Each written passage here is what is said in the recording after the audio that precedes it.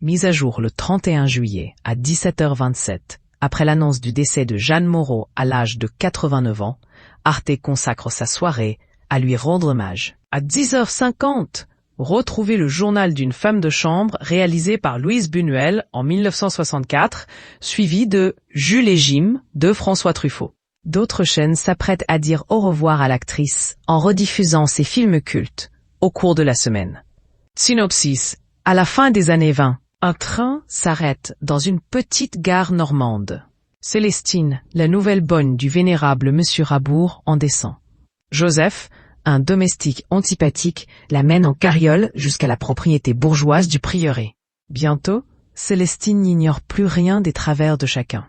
Elle se prête avec complaisance au fétichisme de Rabour que les bottines féminines rendent fou, mais se refuse aux amours ancillaires que lui propose son gendre, Monsieur Monteil, tenu loin de la couche conjugale par la froideur de sa femme. Elle se lie d'affection avec une jeune sauvageonne, Claire, dont on retrouve bientôt le cadavre dans un bois.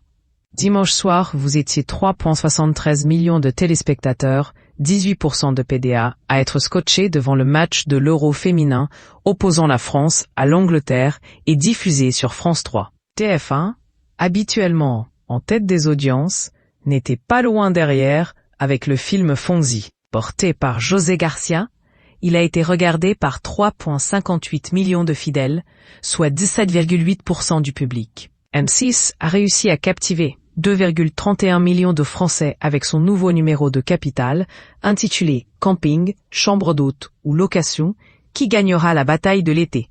Enfin, France 2 se place dernière position avec le film Yves Saint-Laurent, retraçant la vie du créateur français, interprété par Pierre Ninet. Le biopic a été suivi par 2,03 millions de curieux, soit 9,8% de part d'audience. Ce soir, France 5 diffuse Le Comte de Monte Cristo, réalisé par José Dayan et inspiré de l'œuvre d'Alexandre Dumas. Puis, NT1 fait à son tour un saut dans le passé avec la comédie Dickeneck, réalisée par Olivier Van Ostad. Grâce à François Damien et Florence Foresti, votre soirée se terminera en beauté, dans la détente et les éclats de rire. Synopsis. Le coach de Monte Cristo ourdit une terrible vengeance contre ceux qui ont voulu sa perte. Bien intégré à la haute société parisienne, il peut maintenant activer les rouages de sa machination. Il s'attaque tout d'abord à la fortune de Danglars, qui possède un important portefeuille boursier. Vient le tour de Villefort, qui voit plusieurs personnes de son entourage décéder brusquement. Le passé ressurgit, qui le plonge dans la honte et le déshonneur. Le mariage de sa fille Valentine avec Franz d'Épinay est définitivement annulé. De son côté, Mercedes s'interroge sur la véritable identité du comte. Elle tente de le séduire, mais il repousse ses avances.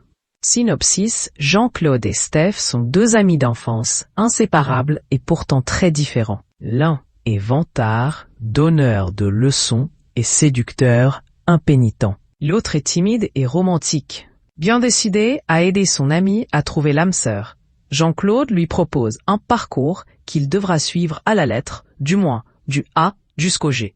Sur leur chemin, les deux amis vont notamment croiser Claudie, le directeur des abattoirs d'Anderlecht, par ailleurs photographe amateur, Greg, un bébé manager vissé à son portable, Natacha, une nymphette désœuvrée, et Laurence, une commissaire de police fâchée avec les conjugaisons. De quoi égayer le voyage initiatique de ces deux énergumènes,